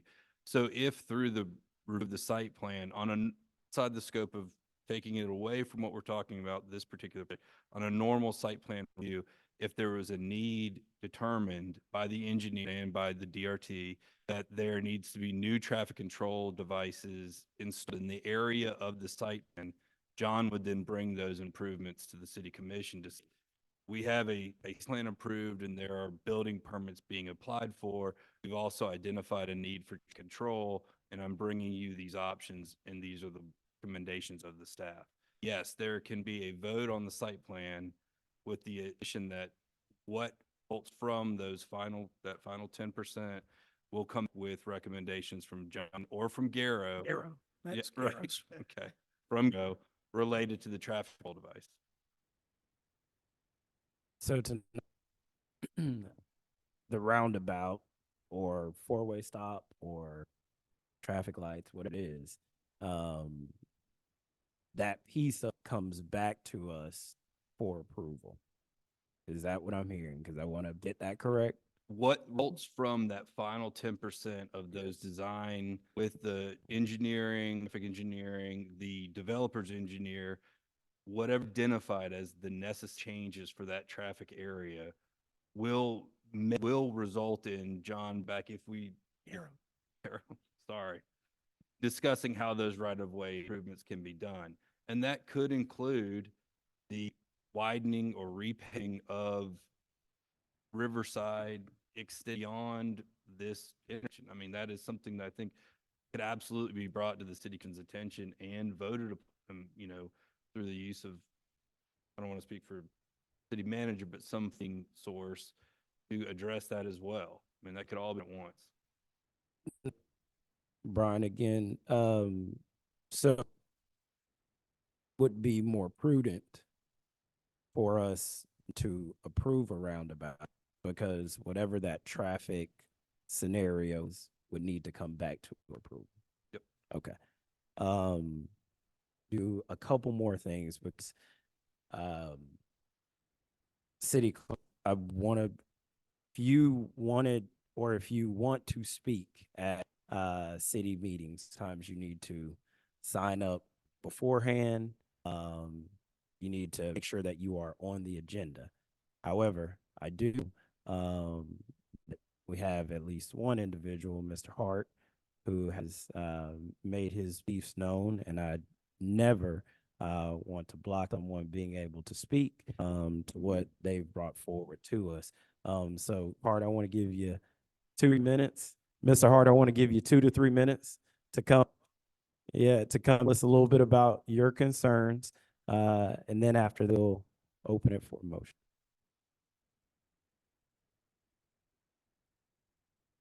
Thank you very much. I appreciate the opportunity to speak to the commission, you, Mr. Mayor. I always complain about you guys. My name is Hal Hart, and I want to thank you for the opportunity to address this commission tonight. I would like to acknowledge John Hunter and Russ Moraine time and effort in developing this development text. They created a planned development text. There was none. It's been a hard job. This is a massive project for the. I live at 1 to Holly Allen Lane in Riverside, and as I've mentioned in meetings, I support this development in general. I wish the developer would save more of the beautiful old trees that are on this property. My main objection to this development of this track is proposed access or roundabout effects of increased traffic on Riverside Drive. The proposed section of road is only 20 feet wide on a blind curve for an already dangerous situation. As there's no sidewalks on Riverside Drive, it is particularly bad situation for pedestrians, runners, and bikers going through that road, not to mention motorcycles.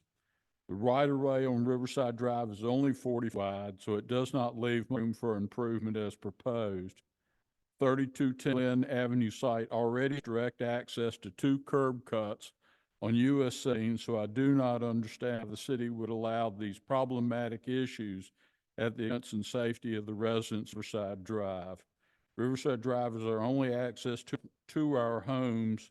We have no other. Please do not jeopardize our family by adding more traffic to a road.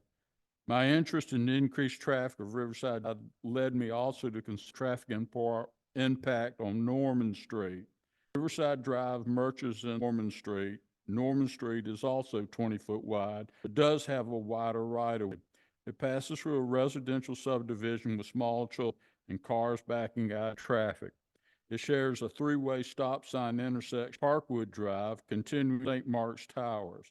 150 room, 2 tower residence for people over 62 years in age, some who still drive. This intersection can sometimes be a challenge. Anybody in here will tell you that. St. Mark's Towers, I've been averages 2 ambulance fire trucks visits a day. Riverside, Norman, Mark's residents and their staff all share Parkwood Street to get on the US Highway 17 north at the stoplight at Parkwood and US 17. I mentioned stoplight because if there is more than 2 vehicles wanting to turn left, it's vehicles trying to enter Glenham Care very difficult. In closing, this proposed roundabout, the 40-foot right-of-way on a line curve does not seem possible nor safe. Can a fire truck, school bus, trash truck, or yard maintenance truck with trailers safely navigate through such a roundabout? Those of us in this night can attest to the problem mentioned. Also, our Crandall Street exit onto US 17 North has been closed to traffic for some time now, and we're detouring the Freshness Care parking lot. As is, we have local traffic we deal with every day on Riverside, Norman, and Parkwood Drive. Proposed 3210 project already has 2 curb cuts on US 17. Why do they need another access road with a blind curve that's already under stress with little room to improve? The property south of Riverside Drive also needs to have a better view as how traffic will access Riverside and/or Norman Street. I think most people here tonight recognize that the 3210 development is going to happen. Most of us in one way support. We just don't want their traffic to cause problems access Riverside and Norman Street. Thank you very much. Any questions? No, thank you so much, Hart. Thank you. Appreciate Thanks you. for the- John, you could pick up your last slide that you had if you can. I'm sorry.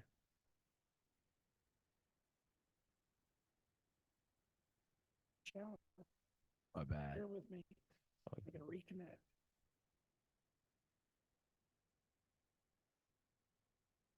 Reason I say that is I just a picture up there because not good with street names. I'm good with highway exits and telling people to get pointing at a truck and a tree.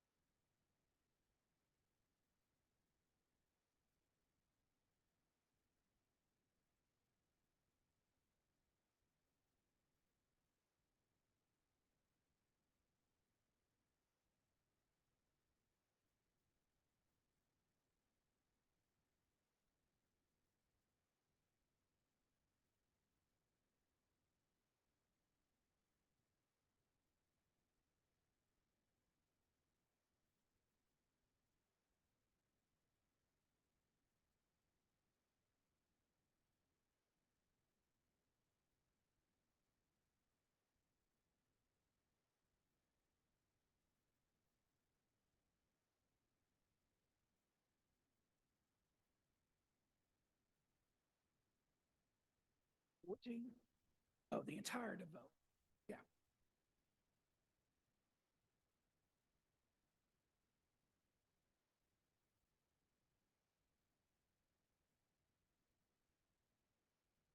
Sure.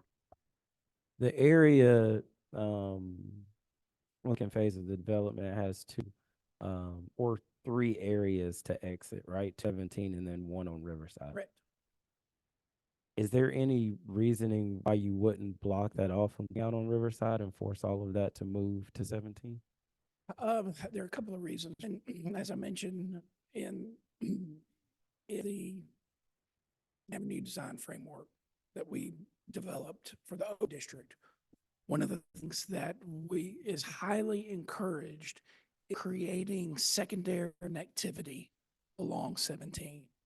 So it was envisioned was essentially being able to enter roughly where this plane goes at some point and be able to navigate your way all the way back and take Norman Drive potentially all the way down to basically where the paint factory is now as a necessary access intended primarily for the residents and the commercial along the area to be able to move back and forth without having to get onto 17.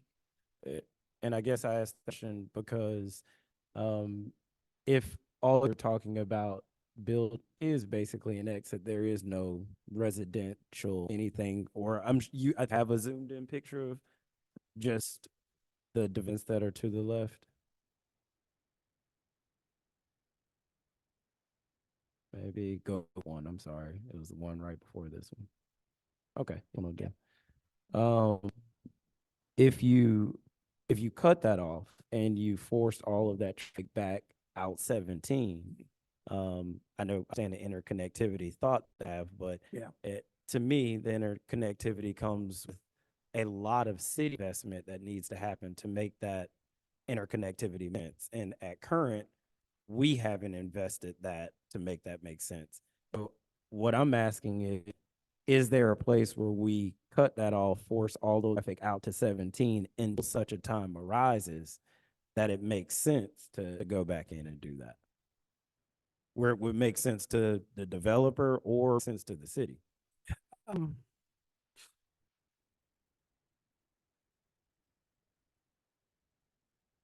mm, I-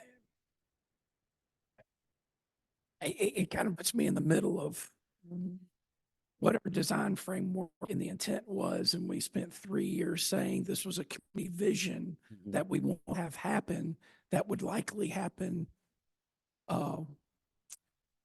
step by step. Mhm. And what some of our ordinances tell us about funneling traffic from arterials to collector streets to get them out. Mhm. Logically, that's something that you could do. Yes. Okay. But I've got to look at the When you're the building this, ordinance you I look was at what's on the given paper. and the design guideline that But we were the charged with would to it- try to find the the best solution. latitude, but the latitude exists on the commission to make decisions. I would be concerned there, and I don't Mhm. know if you can answer or not, John, but how would the fire marshal and mess result to only having that entrance off of 341? If that, Without, that's I it. can't answer that. And then you do have, other considerations. We're already going to be dealing with the situation at the apartments where it's be difficult for them to go southbound on 17. GDOT has mandated that they out and take a right-hand turn. That's the only available thing here for these, for residents to do.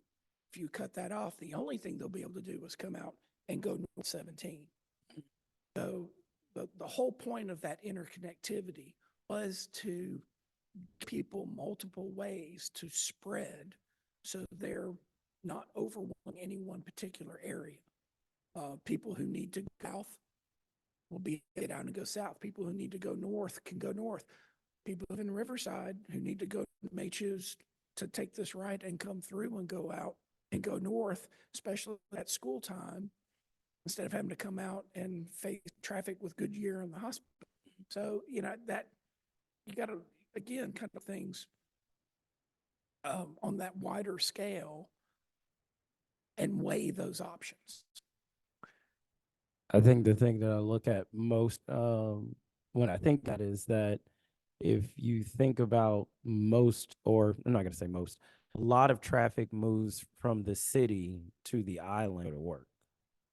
And if that becomes the thoroughfare to south, then that does become inundated with traffic because it's the only way to move south. So even people at front end who we would hope to 17 route, they are all going to, most of the traffic, if you're going island ways, funnel that way. So I think about that in terms of,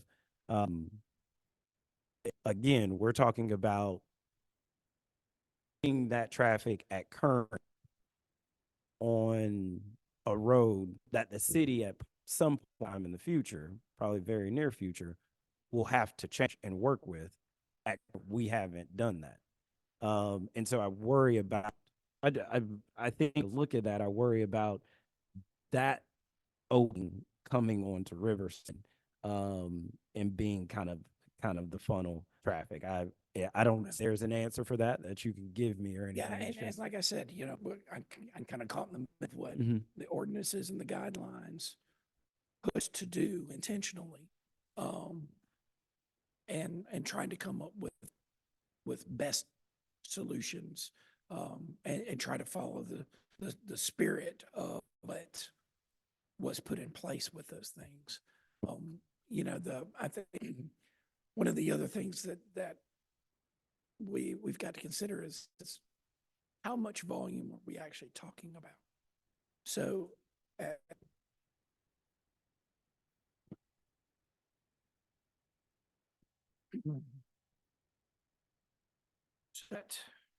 at the, at their initial traffic study that was done, which admittedly at lower unit numbers, slightly lower unit numbers, estimated 23 vehicles over the 2-hour peak period from 6:30 a.m. to 8:30 a.m. PM peak with 2-hour period from 4:30 to 6:30 was 19. When you increase the number of units to the level that they have in math on that, it bumps the AM peak to 3 vehicles over 2 hours and 20 in the morning, and 28 vehicles 2 hours in the afternoon.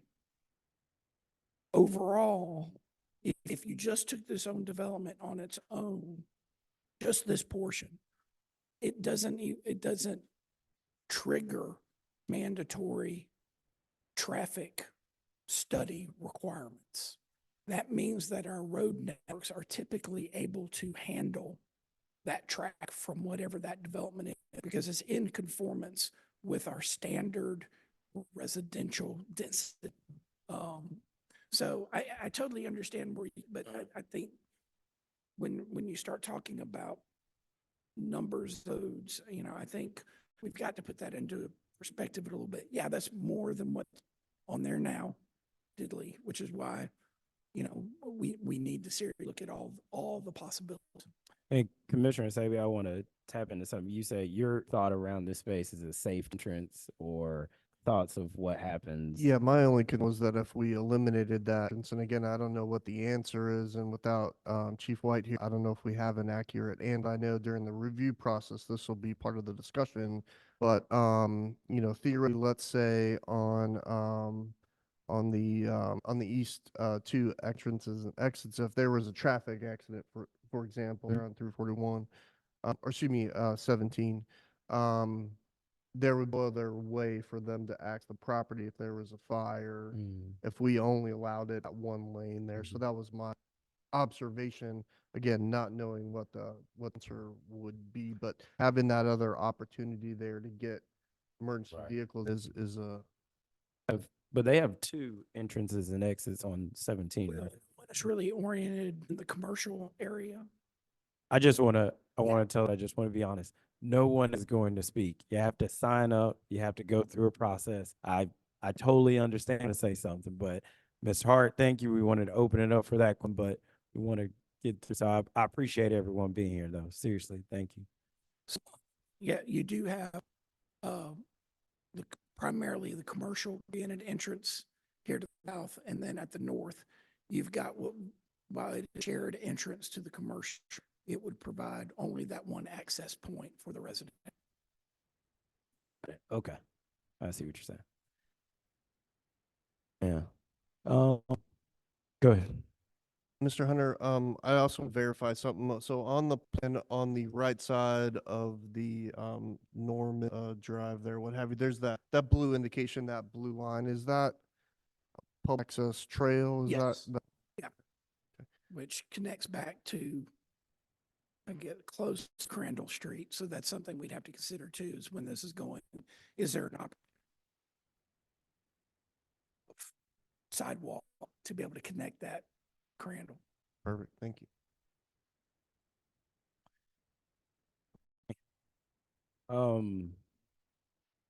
Brian, last question for you. In the approval of this plan, we got 10% more left in there. A deep conversation with the developer and engineers about that exit onto Riverside. Is that open after we approve this, or no? Because I think it's important to at least have a conversation with our fire chief, with our police, because they may very well say it has there. It's the only way we could respond to anything quickly in that footprint. That's what they say. I'm not sure. But I don't want to take that option away from the commission at this point, and I'm gonna think about what that looks like. Before you answer, Brian, to piggyback on what the mayor, because you were saying, whatever is identified. And so my question is when you say whatever is identified, who does the identifying? Again, that would be with the engineer and design team at the city and the. Okay, so we're gonna have representatives in conjunction with the developer that's give input from the commission as well as from the community as to what is identified. And then they bring it back to us for approval. Right. That's what I'm just trying to make sure. This isn't gonna be sided identifying. Because if it's for my benefit, gonna identify it for my benefit. The ultimate control, opening, closing, a roadway, the city of Brunswick lies with the city commission. So all public roadways, whether they are main arterial roads, obviously not DOTs roads, we Right. know that we don't have control over those, but the roadways that we're talking about, Norman, Riverside, Wood, those, the discretion on how to control roads lies with the city. And that's why when you look at this and you talk about what this would be, if there is stop signs added, and there are administrative mechanisms in the ordinance where, you know, if there's a clear need for a four-way stop or something along those, and Public Works can get out there and take a look at that. But on this particular one, especially if there is a traffic identified where I think John and I have talked, I know with Garrett, there's be a need for right of way swaps, whatever. Okay. And so just the piece, the exit onto Riverside is still a discussion of a roadway, having that conversation. Well, Yeah, I mean, I could even suggest if it's, you know, the entrance, ingress and egress there, yes. Okay. So can we safe to say that we identifying tonight that there need for further conversation regarding that proposed traffic mechanism?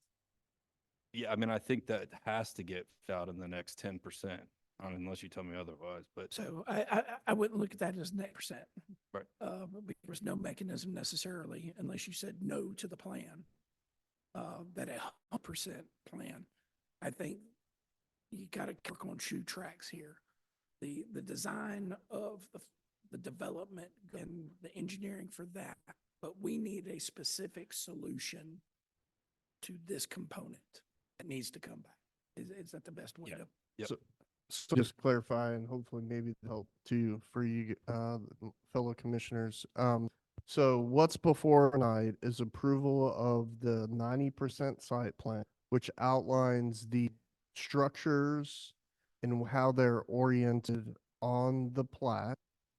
And then the next step in the process is for Mr. Hunter and your team and Mr. Albertson to then take the site plan, let the engineering firm and the developer know that approved to move to the next step, which would be extensive engineering and national studies, and then review that with you to figure out what the solution is for a bunch of issues. Again, we don't even know if the other exit's adequate yet without GDOT stack. And then we would look as a city on the other options as well at this other traffic control point. Is that fair to my? Oh, yes, I'm sorry. Yes. Yeah. I mean, obviously that southern portion, the whatever you want, I guess it's southeast corner plan, the only available an egress is on Versailles. All right. So, I mean, I would probably hesitate after, I mean, 90% we are with, there has been a review by law enforcement and department that their understanding is this is how the traffic is going to flow. This is how they're going to be able to access the in and out of the property. So what controls that access at that intersection will be determined after the 90%. I mean, obviously talking 100, we get that, Oh, yeah. but I think it would be imperative that the idea that there is going to be us there is going to remain. It's just the control mechanism for what governs that access. Which comes to the commissioner. Commissioner Roll, any questions? I've been talking, I just didn't want to. I don't have any further questions. I think that everyone's pretty much asked everything that I was going to ask. Appreciate it. We will open it for a motion.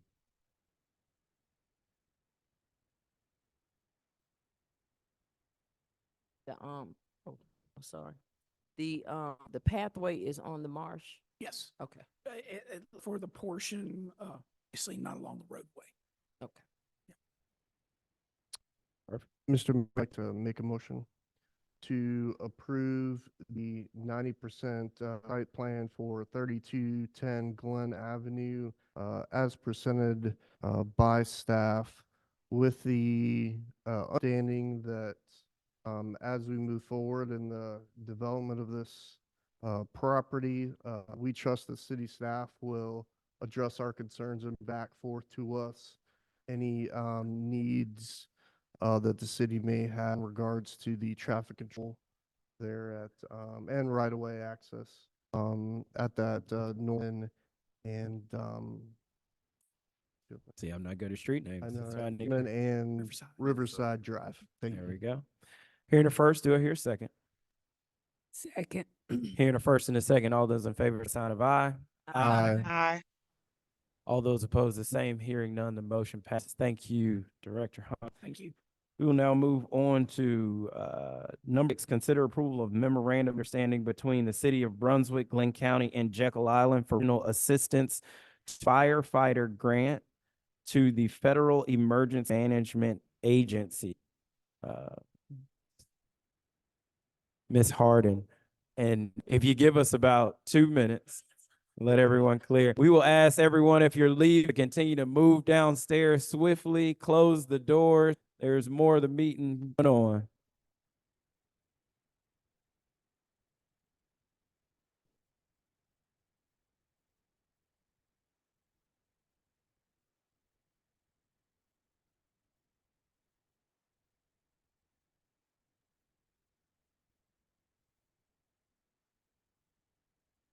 Thank you, Assistant City Manager.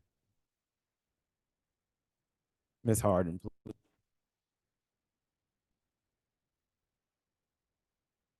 Afternoon, Commissioners. Mr. Mayor, my name is Monica Hart. I'm the Grants Manager for County. And before you, what you have today is a memorandum of understanding between the City of Brunswick, Jekyll Island Authority, and Glen County to set a regional application to the Federal Emergency Management Agency requesting funding for portable radios for the each jurisdiction's fire departments. This is specific fire departments, and these radios will comply with what is known as the FPA 1802 standard. And what that means is these portable radios will be able to stand the extreme heats of the fires. The current issues right now are that these fires are the standard ones that law enforcement uses and other agencies use, and when they're exposed to extreme heats, the antennas of the portable radios burn, the wires burn that connects to the mic. So these really hazardous conditions and equipment for our firefighters. So consider the application to be advantageous for jurisdictions, and could be more competitive submitting a regional option. This MOU has already gone before the County Commission and the Island Authority, and it's coming before you for your. Number one, we appreciate the work you do. Thank you for bringing it to us and getting all us together to make sure we're moving in the right direction on this. Any questions or comments? Here, none, we'll open it for a motion. Motion approve. Motion to approve MOU for the, what is it again? It's a long the- title. Yeah. Motion to approve the MOU between the city of Brunswick, Glenn County, and Jekyll Island Regional Assistance to Fire Grant to the Federal Emergency Management Agency. First, do I hear a second? Second. Hearing the first and all those in favor show by the sign of aye. Aye. All those opposed, same. Hearing none, the motion passed. Thank you so much. Thank you for your work. Thank you. We will now move on to number 7. Commissioner Saby. Mr. You had before us 2 months ago the nomination for a new chairman for the City of Brunswick Planning and Appeals Commission. The Planning Appeals Commission made a recommendation, again, fulfilling the role as chairship of Mr. Kitts. We tabled that decision at that previous meeting, and at this point, I'd like to board to the rest of the commission that actually I nominate Ms. Green as the chairman for the Planning and Appeals Commission to serve until the end of her term. Is that the way the ordinance is written? Wonderful. Thank you for that motion. Thank you for your service, and we open it up for any questions or comments. Yeah, if he takes that as a motion, I will open it up for a second. I will second it. Hearing a first second, all those in favor, show by the sign. Aye. Aye. All those opposed, the same. Aye. We have 4 for and 1 against. The motion passed. All right. Executive session. Not. I Well, like I it. know we had a lot of people traveling it. from Atlanta today. I like so it. I think It was in your heart. You just wanted us to this break, was and I a like decision that. from above. so. All right. With that, I'll open it for to adjourn. Motion to adjourn. First, do I hear a second? Second. Hearing the first and the second, all those in favor, show by the sign of aye. Aye. All those the same. Aye. Hearing none. The motion passes, and we are adjourned. Thank you, guys.